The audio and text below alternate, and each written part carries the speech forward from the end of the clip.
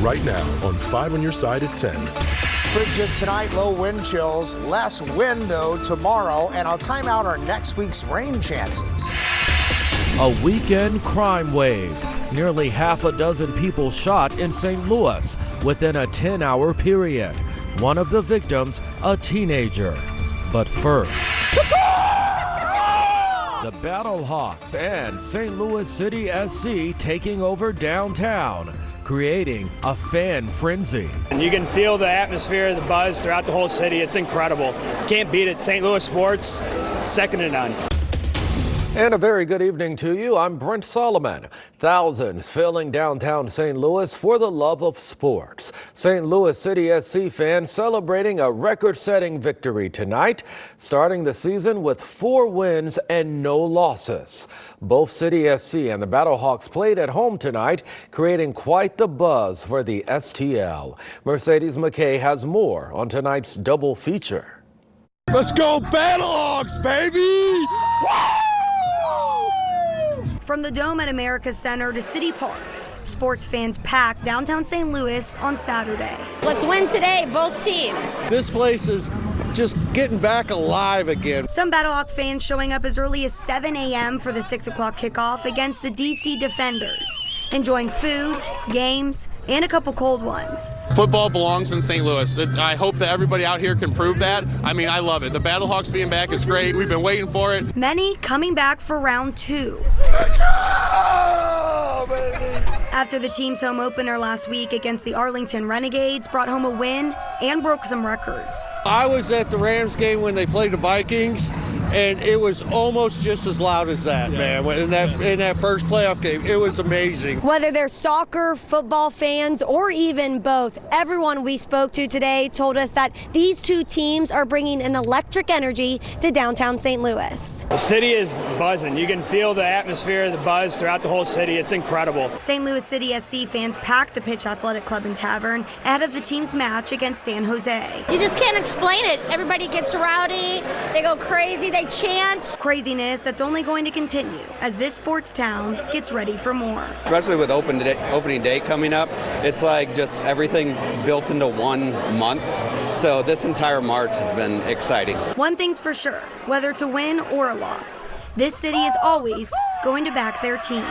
Can't beat it. St. Louis sports, second to none. In St. Louis, Mercedes McKay, 5 on your side. And don't worry, 5 on your side's Corey Miller will have in-depth coverage of both games coming up in sports. Let's go ahead and take a look at the upcoming schedule for our Battlehawks and City SC. The Battlehawks will be on the road for the next 2 weeks. They'll then end the season with 3 straight home games beginning April 8th. City SC goes on the road next week against Real Salt Lake. They'll return home on April 1st against Minnesota. Well, sports fans had to deal with tonight's bitterly cold temperatures. Weather First meteorologist Jim Castillo joining us now. I bet you, Jim, those fans really didn't mind. I mean, they were going to be there. Yeah, I watched the game, and of course, they definitely wanted to be there, but I can't believe how cold it was. Yeah. You know, when I was a kid, I played soccer for St. Norbert's, and sometimes it felt like it was below 0 with a wind chill. Wind chill was in the teens tonight. They even had some snow flurries or a quick snow shower around the stadium there. And of course, right now you're looking, and we're starting to clear a little bit, but there's still some clouds and flurries out there. And the current wind speeds and gust, 22 miles an hour, Scott Air Force Base, but the wind is relaxing a little bit.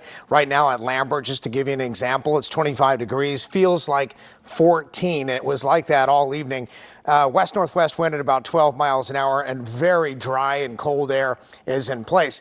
Looking over the city, again, 25 degrees, and it's a beautiful night out there, but we do get warmer as we get into the next couple of days. This area of low pressure and the upper levels of the atmosphere over the Great Lakes in southern Canada is starting to move to our east, and we will warm up. I'll talk about that and our rain chances, even thunderstorm chances when they may happen in just a few minutes. Developing tonight, a violent weekend wave of crime in the city. 5 people hurt in 4 separate shootings in a 10-hour span.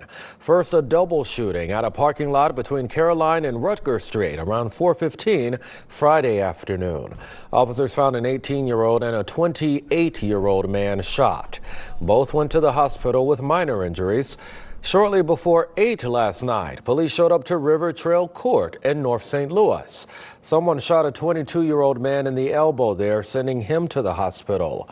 About 30 minutes later, officers were called to North 10th Street. That's where they found a 16-year-old boy shot in the leg. The boy told police he was standing in a parking lot when he heard several gunshots and then felt pain. He also went to the hospital. The last shooting happening at 2:15 this morning. Police say the victim was at a gas station on South Spring Avenue when two men walked up and demanded his car. When he refused, one of them shot him in the leg. Those two men ran away. Right now, investigations are underway. Tonight, a man is charged with murdering his girlfriend. Derek Dillon faces felony charges tonight in the shooting death of Adasia Jackson.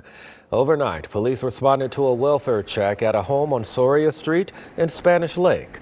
They found Jackson inside the home, shot. She was pronounced dead at the scene. Charging documents say Dillon shot Jackson following an argument. She ran out of the house but didn't make it far. Dillon is accused of dragging Jackson's body back into the home, stealing her cell phone and getting rid of the gun. He later confessed to his parents and was arrested. A man is fighting for life following a shooting at a Walgreens. It happened just before 10 last night on Old Halls Ferry and Parker Road in Blackjack. The man had to be rushed to the hospital with life-threatening injuries. Police have not identified a suspect. Tomorrow, a Herman police officer will be laid to rest. A suspect opened fire on Sergeant Mason Griffith at a Casey's gas station Sunday night. Griffith and a fellow officer had confronted the suspect to serve warrants. After being shot, the officer passed away at the hospital.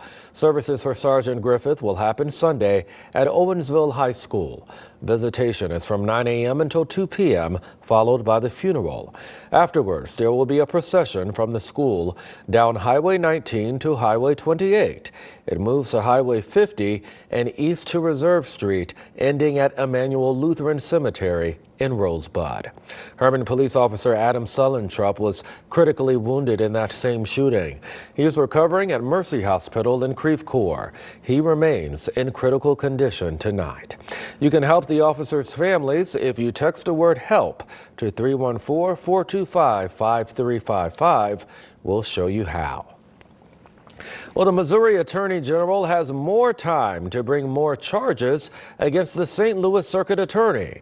Yesterday, a judge gave Andrew Bailey until Tuesday, March 21st to file an amended petition as part of the AG's efforts to remove Kim Gardner from office. Gardner will have until March 31st to respond before the judge makes any more decisions about that case, including whether to dismiss it altogether.